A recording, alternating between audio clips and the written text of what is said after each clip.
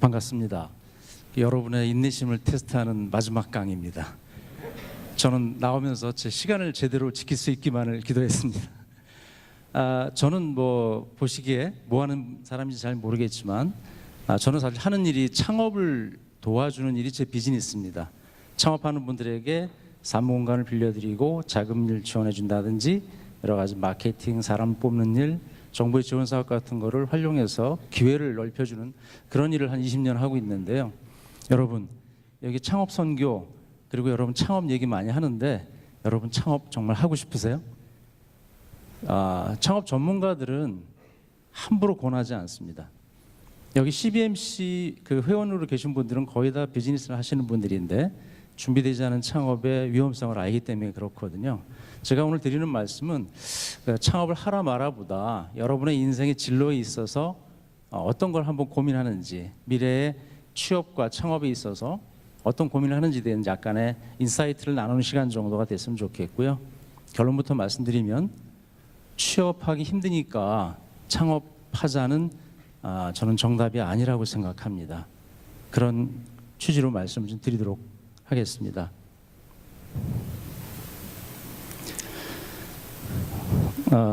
회사 이름은 두 번째 줄에 있는 창세기에 나와 있는 이삭이 판 우물의 이름 르호봇입니다. 그 이유는 나중에 설명을 해드리고요. 혹시 이런 말 들어보셨습니까? 월급은 내 인생의 기회 손실에 대한 비용이다. 좀 비참하죠? 그죠? 그럼 도대체 직장 생활하는 사람들은 내 인생을 팔았다는 얘기냐? 이런 생각이 나올 수가 있죠. 이게 꼭 맞고 틀리고는 내가 어떤 선택을 하느냐에 따라 다를 수 있다고 생각을 하는데요. 이 생각을 뒤에 가서 한번 정리를 해보도록 하겠습니다. 저는 굉장히 오늘 실용적인 얘기를 많이 할 거예요. 성경적인 이야기는 충분히 많이 들으셨을 것 같아서 여러분의 미래에 대해서 여기 보시면 지금 40대 초반에 퇴직하시는 분이 퇴직자의 30% 정도 됩니다. 최근에 어떤 대형은행에서 300명 정도를 퇴직을 시켰는데요. 새로운 용어가 생겼습니다. 준중년. 준중년이라고 하고 40대 초반에 관리자들을 300명을 해고를 했고요. 그 예산으로 신입사원을 200명을 뽑기로 했답니다. 만약에 40살에 내가 회사에서 물러난다면 30 전후에서 취직한 사람은 10년 만에 퇴직자가 되는 거죠. 그 어렵게 교성해서 대학 졸업증을 따갖고 취직을 했더니 10년 만에 나가라고 하면 어떻게 되죠? 게다가 아까 AI 강의도 있었지만 20년이면 직업의 60%가 없어진답니다. 지금 죽으라고 공부하는데 20년 후에 내 직업이 없어지면 어떻게 하죠? 이게 현실입니다. 많은 분들이 얘기하지만 또는 여러분의 부모님을 통해서 알게 됐지만 평생 안정된 직장은 존재하지 않는 것 같습니다. 그래서 생각한 게 공무원이라고 이해가 되고요. 공무원 공부하는 걸 무조건 나쁘다고만 얘기할 수는 없겠죠. 사명감이 있다면, 비전이 있다면. 근데 만약에 월급만을 바란다면 그때는 이제 기회비용 얘기가 나오겠죠. 이분은 크리스찬은 아니지만 40대 중반에 IT 쪽의 전문가입니다.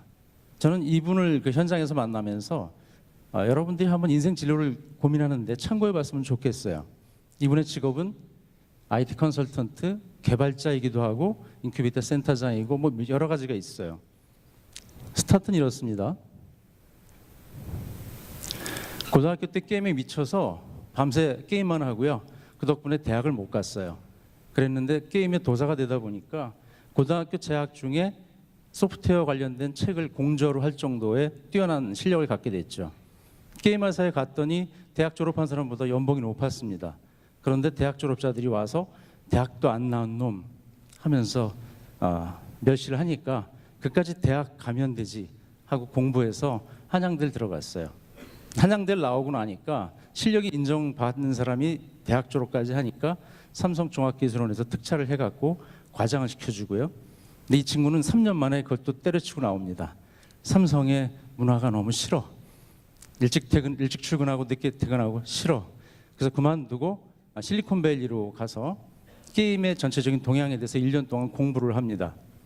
그리고 들어와서 게임 관련된 분야의 컨설팅을 하고 있는 중에 손정희 씨, 아시는 유명한 소프트뱅크의 손정희 회장이 운영하는 게임 스타트업들을 디벨로핑하는 리트머스 인큐베이터의 센터장이 돼서 또한 3년 동안 그 분야에 대해서 스타트업들을 키웁니다. 그 임무가 끝나니까 다시 유럽에 가서 전 세계 게임 동향을 공부하고 들어와서 자기만의 연구소를 차립니다. 이 친구는 자기 갖고 있는 역량을 필요할 때는 취업에 이용하고요, 필요할 때는 창업하고요, 내 시간을 좀 더 여유 있게 여행도 하고 새로운 트렌드 익혀가면서 그야말로 요즘 얘기하는 워라밸을 실현을 하고 있었더라고요. 흔치는 않습니다. 그렇다고 굉장히 어려운 일만은 아닌데요. 자기가 원하는 삶을 주도적으로 디자인하면 가능할 수 있습니다. 꼭 IT 분야뿐만이 아니고요. 그 대신 전제가 굉장한 전문성이 요구가 되죠. 상당히 오랜 동안 거기에 관심을 갖고 노력해야 되니까요. 저는 오늘 사실 이런 말씀을 드리고 싶은데, 저는 원래 전문 강사가 아니고 비즈니스 하는 사람이니까 이런 말 들어보셨습니까? Attitude is more important than the fact. 칼 메닝거는 유명한 전시행 분석학자인데, 이 애티튜드는요, 이 사람 참 공손하다, 이 사람 건방지다, 그런 애티튜드가 아니라 그 사람이 갖고 있는 태도의 기준은 관점이라는 거죠. 어떻게 해석하고 어떻게 결정한가에 대한 관점인데요, 이 사람이 인생에 대해서, 자기의 인생 진로와 플랜에 대해서 어떤 태도를 갖느냐에 따라 그 사람이 전직 공무원인지 그 다음에 취준생인지 이게 중요하지 않다는 거예요.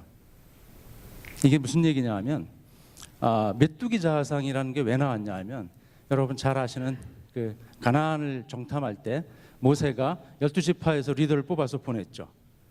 근데 그중에 10명은 돌아와서 뭐라고 얘기합니까? 우리는 메뚜기에 불과하다.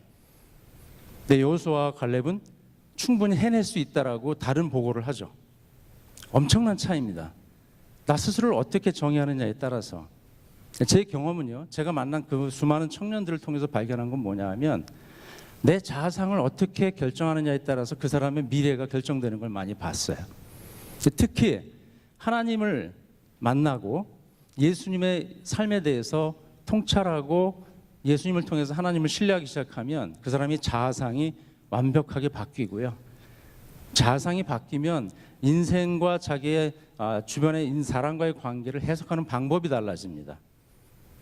여러분한테 권하고 싶은 거는 바로 이런 기회를 언제 가질 수 있느냐에 대한 질문이거든요. 한국의 교육제도 심각합니다. 유럽에서는 과감한 창의성 경쟁과 도전을 하는데, 우리는 어쩔 수 없이 대학 올 때까지 좋은 대학 가야 되고 대학 졸업하면 좋은 직장 가야 된다는 것만 전국적으로 하고 있죠. 실패에 대해서 두려움에 빠져 있습니다. 기업가 정신이란 말이 있습니다. 기업가들이 가져야 되는 정신, 그게 아니고요. 오늘 잘 한번 혹시 안 들어보신 분이 계시다면, 우리가 살다 보면 어떤 문제를 직면하게 돼 있는데요, 그 문제를 어떻게 해결할까? 내가 지금은 뭐 취업을 할까, 창업을 할까? 내가 뭐 창업을 한다면 뭘 할까? 이런 고민들이 있으실 거예요. 근데 이거를 문제를 보는 사람하고 기회를 보는 사람에 따라서, 아까 얘기한 태도에 따라서, 어떤 사람은 거기서 기회를 발견하고 일을 만들고, 어떤 사람은 거기서 도피한다는 거죠. 혹시 여러분 딜라이트 보청기라고 얘기 들어보셨습니까? 장애인들이 보청기를 보통 150만 원 정도를 줘야 살 수 있는데 정부 지원금은 34만 원에 불과합니다. 그래서 상당수 청각 장애인들이 보청기를 못 사요. 그래서 굉장히 불편한 상태로 지내는 걸 보고 어떤 청년이, 도혜명이라고 하는 그 젊은 친구인데, 도대체 이걸 왜 34만 원에 못 만들까? 그래서 기술과 모든 환경을 동원해서 이걸 34만 원에 만드는 일을 해내고 말았어요. 어마어마하게 많은 청각 장애인들이 그 일로 인해서 청각의 장애의 어려움을 해결할 수가 있었죠. 이 사람은 그걸로 인해서 굉장히 많은 사회적 가치를 만들어냈고, 지금은 또 우주라고 해서 청년들이, 예를 들어서 서울에, 지방에서 있는 친구들이 서울에 오면 방 한 번 구하려도 원룸이 60만 원, 70만 원, 너무 비싸서 살 수가 없어요. 그 청년들이 모여서 저렴한 비용으로 살 수 있는 주택들을 용산에다 몇 군데 만들어서 실험을 하고 있습니다. 어떤 사람들이 이건 문제라고 다 도망가는데, 이 친구는 기회라고 접근을 하는 거죠. 태도가 달라요.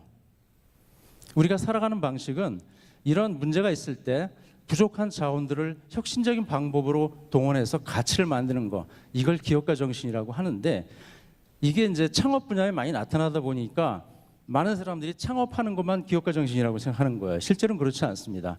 이런 도전과 위험 감수성, 가치 지향성들이 학생, 직장인, 심지어 주부까지, 주부도 우리 동네에서 사람들과 어떻게 대화하고 커뮤니티를 구축할 수도 있고 얼마든지 할 수 있거든요. 생각에 따라서 취준생, 그리고 우리 군인들, 국가를 위해서 헌신하고 있는 군인들조차도 할 수 있는 일이 많습니다. 지금은 할 수 없으나 창업 분야에서 연구하고 학업하고 취업하고 창작 활동, 이 모든 활동 속에서 도전적인 자세를 갖고 기회를 찾아가려고 노력하면 상황이 바뀝니다. 바로 이러한 마인드셋, 사고방식, 그리고 액티비티, 생각만 하는 게 아니라 실천하는 거죠. 중요한 건 이 두 가지를 병행해야 된다는 겁니다. 생각은 어마어마하게 많은데 한 발도 아직 내딛지 않는 친구들이 많아요. 아무것도 안 됩니다. 수없이 많이 모여서 스터디 그룹을 만들고 연구를 해요. 그러나 첫 발도 안 내디뎌요. 아무것도 안 일어나요. 전 세계는 기업가 정신 교육이 초등학교까지 확산되고 있습니다. 2006년도 오슬로 아젠다 이런 걸 통해서 이 유수한 대학들이 기업가 정신을 강의를 하고 있고요. 한국도 이제 막 시작했습니다. 전 세계가 이렇게 바뀌고 있어요. 저는 아브라함이 하나님으로부터 우르를 떠나라는 얘기를 들었을 때, 우르는 그 타락한 도시였지만 우상을 만들어서 팔기에 굉장히 족한, 경제적인 문제가 전혀 없었는데 떠나라고 명했을 때 아브라함은 거부하지 않고 떠납니다. 제가 그 이삭의 케이스도 있는데 뭐 이건 시간이 없으니까, 이런 어떤 새로운 도전과 문제점에 있어서 어떤 하나님의 인사이트, 하나님의 인도하심이 이끌어졌을 때 과감하게 기존의 것들을 내려놓고 갈 수 있는 자세, 이것도 우리는 성경에서 얼마나 많이 보는지 모릅니다. 제가 몇 가지 여러분들하고 비슷한 입장에 있는 친구들을 한번 소개를 할까 합니다. 대학을 졸업했는데 뭘 해야 될지 아무것도 몰랐던 친구예요. 그래서 고민하다가 세네갈, 탄자니아에 해외 봉사 활동에 가서 3년 동안을 있다가 거기서 미국인 선교사를 만났는데, 이 친구는 그 미국인 선교사님의 신앙보다도 인격에 감동을 했습니다. 어떻게 저렇게 훌륭할 수 있을까? 이 친구는 거기서 하나님을 만납니다. 교회에서 만난 하나님이 아닌 현장에서 훌륭한 인격을 가지신 선교사를 만나면서 이 친구가 크리스찬이 됐고요. 이 친구의 사명은 아프리카에 대해서 잘못 알려진 것들, 굶어서 힘든 사람들을 도와주는 수준이 아니라 아프리카는 충분히 그런 것들을 해낼 수 있는 청년들이 있고, 이 청년들을 어떻게 일궈낼 것인가, 이 친구들에게 교육과 창업을 어떻게 할 것인가를 지금 준비를 하고 있습니다.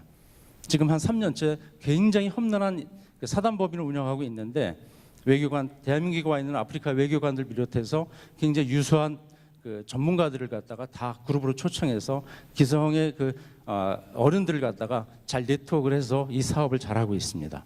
기업가 정신의 또 좋은 모델이죠. 이분은 40대 중반에 현재 사업가지만 베트남어밖에 할 줄 아는 게 없어서 2000년대 초반에 베트남에 가서 뭔가 비즈니스를 할까 생각하다 PC방을 했다가 쫄딱 망했어요. 한국에 올 돈이 없을 정도로, 돌아올 돈이 없어서. 근데 베트남 사람들이 우리보다 훨씬 못 사는데 이 친구들한테 밥을 얻어먹으면서 이 친구들하고 굉장히 친해졌죠. 간신히 교통비를 얻어갖고 실리콘밸리에 가서 다시 게임을 배웁니다.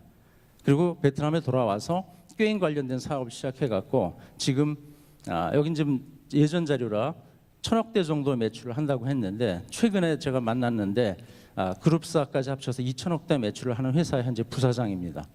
이 친구는 굉장히 이 선교 활동하시는 선교사님들이나 이런 사단법인을 경제적으로 실질적으로 도와주는 일을 하고 있고요. 한국과 베트남 속에 여러 한국에 와 있는 베트남 사람들, 또 베트남에 진출한 한국 사람을 도와주는 일에 자기가 기여를 하겠다는 생각을 갖고 있는데, 이 친구가 자기의 후배들한테 하고 싶은 말이 뭐냐고 물어봤더니 이런 말을 합니다. 좀 전에 들으셨죠? 우리 김현진 대표가 낯선 환경에 던져보지 않으면 내 안에 잠재력이 뭐가 있는지 알 수가 없다. 두렵지만 저는 대학생이 모든 사람들이 생각하는 것처럼 스티브 잡스가 다 될 수는 없다고 생각을 해요. 대학교 때 창업해서 성공할 수 있는 확률은 그렇게 높지 않습니다. 그러나 그 전에 여러 가지 기업가 정신을 갖고 해볼 수 있는 것들은 많습니다. 잘 아시는 것들이에요. 전혀 모르는 게 아닙니다. 여러 가지 아까 말씀드린 그런 소셜 벤처에 관련된 시도를 해본다든지, 그 교회에서 가는 단기 선교를 너무 교회 관점에 가는 것이 아니라 그 지역 사회를 전체적인 그 글로벌 뷰를 갖고 볼 수 있는 이 사회 문제가 왜 그런가? 우리가 단지 그냥 도와주고 신앙만 전달하는 것이 아니라 이 여러 가지 문제가 왜 생기는지에 대해서 큰 시야를 가진 그런 단기 선교라면 여러분이 뭘 할 수 있는지 발견될 수가 있을 수 있어요. 그 밖에 여러 가지 활동들이 있죠. 워킹 홀리데이, 코이카 잘 아시죠? 코이카에서 수많은 청년들이 전 세계를 돌아다니면서 여기서 6개월에서 3년 동안 굉장히 많은 경험을 합니다. 여러분 아시는지 모르겠는데 코이카 경험이 회사에서 이력서 볼 때 굉장히 환영받는 이슈 중에 하나예요. 너무나 뻔한 이력서들이 가서 해외 연수하고 다 왔다고 하는 비슷비슷한데, 내가 어떤 곳에 가서 해외 연수를 하고 왔는데 코이카 연수를 하고 왔는데 내 인생관이 바뀌었다. 회사에서는 이런 인재들을 찾더라고요.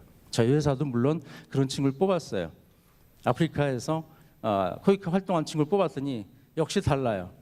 프로젝트를 운영해봤던 경험이 있기 때문에 일을 탁 맡겨놓으면 엄청나게 쳐내요.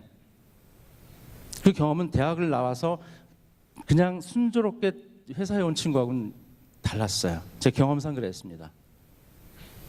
여러분 이 용어 들어보셨습니까? 그러니까 영어 발음이 좀 안 좋은데 우리말로 번역하면 회복 탄력성이라고 합니다. 리질리언스라고 하는데 이것도 약간 정신 분석학 용어인데요. 보통 우리가 역경이라는 얘기를 많이 하잖아요. 우리가 역경을 통해서 성장한다 그러는데 이 회복 탄력성은 이런 거랍니다. 크고 작은 여러 가지 시련과 역경을 극복하다 보면 내 안에 잠재되어 있는 이것이 생긴답니다. 이게 뭘까요? 마음에도 근육이 있어서 근력이 필요하다는 겁니다. 이런 시련 속에서 내 안에 잠재력을 끌어내보지 못했던 사람들은 직장 생활에 가서 만약에 첫 이런 시련을 당하면 너무너무 쉽게 좌절하고 힘들어합니다. 여러분이 아직 재학 중이거나 군에 있으면서 복학할 때까지 여유 시간이 있다면 이런 것들을 할 수 있는 기회는 뭐가 있을까 생각해 보십시오. 이럴 때 사실은 아까 우리 김 대표도 그렇고 모든 우리 선배들이 얘기하지만 역경 속에서 만난 하나님이 정말 우리가 교회에서 집회에서 만나는 그 아주 은혜롭고 감상적인 하나님도 계시지만, 그러나 현장에서 역경 속에서 만난 하나님은 남다르게 우리의 내부의 자원들을 끊어내 주시고 우리를 성장시켜 주신다고 저는 생각합니다. 시간이 이제 많이 지났죠? 몇 분 남았나요? 1분 남았습니까? 네. 드디어 시련이 왔습니다. 그러면 너는 뭐냐? 제 얘기를 하고 끝내죠. 대기업 갔다가 1년 만에 퇴사를 했고요. 대한민국의 문제는 교육의 문제가 있다고 생각해서 지역사회 가서 3년 동안 농사 짓고 이것저것 돌아다니면서 대안교육도 해보고 다 실패했습니다. 그리고 조그만 중소기업에 들어갔어요. 그리고 나서 이것저것 하다 이런 역경을 거치고 나중에 공장도 해보고요.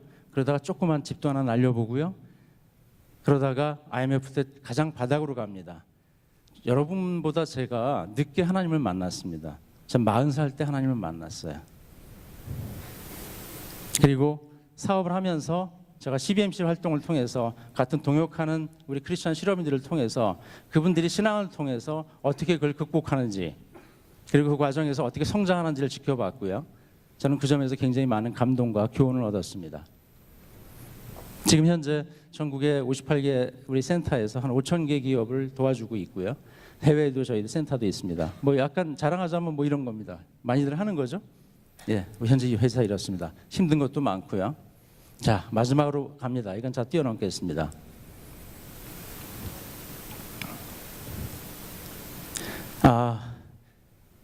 저분도 이제 크리스천 사업가인데요. 전 이런 말 드리고 싶어요. 이 인도 커뮤니티 안에서 어떻게 하면 선교를 실천적으로 할 수 있을 것인가? 그냥 외국에 교회를 세우는 게 선교인가? 그들의 삶의 현장으로 갈 수 있는 방법은 뭔가? 그걸 생각해 본 것이 뱀이죠. 비즈니스 애즈 미션. 비즈니스를 통해서 그 자체로 선교가 될 수 있다면, 그리고 그 자체가 비즈니스를 통해서 역량을 가질 수 있다면 얼마나 좋을까? 이런 시도를 하시는 분인데 그분이 했던 말만 전달을 해드릴게요. 청년의 시기에 굉장히 뛰어난 스펙을 가진 청년이 있는데 이 험난한 일에 뛰어들었답니다. 그 친구가 뛰어드는 이유 중에 하나, 좋은 직장에 갈 수 있는데도 불구하고 청년의 시기, 여러분이 20대부터 만약에 50대까지 3, 40년 정도의 사회생활을 한다면 10분의 1이면 한 3, 4년 정도겠죠. 나는 인생의 10분의 1을 11조로 한번 들여보겠다. 그 안에서 내가 어떤 진로를 가질 수 있는지 한번 찾아보겠다. 이런 얘기를 했답니다. 크리스찬 기업은 돈만 많이 벌어서 교회 11조 많이 하는 게 크리스찬 기업이라고 생각하지 않습니다. 저건 옛날 얘기죠. 가치를 창출하는 겁니다. 사회의 가치를. 그래서 내 종업원, 협력업체 만나는 모든 고객들과의 관계가 사실은 우리가 영적인 선한 영향을 미칠 수 있는 그런 기회이기 때문에 창업을 만약에 할 수 있다면, 준비가 잘 돼서 여러분이 창업할 수 있다면 이것을 내가 생각하는 방식으로 할 수 있는 주도권을 가질 수 있는 점에서 의미가 있습니다. 그렇지만 험난합니다. 그렇지만 할만합니다. 바로 이런 일들 때문에 크리스찬 기업인들이 전 세계 각지에서 서로 돕고 어렵기 때문에 서로 협력하는 그런 일들을 하고 있죠.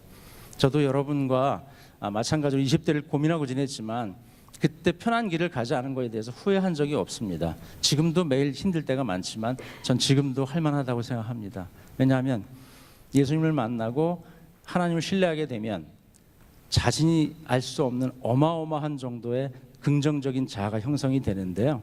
자기계발서 100권을 읽어봐도 이런 거는 나오지 않습니다. 여러분들 이미 경험하신 분도 계시겠고 진로 문제에서 고민하지 마시고 시도하세요. 20대 때 여러분의 11조를 한번 멋지게 한번 시도해 보십시오. 여러분들 대단한 분들입니다.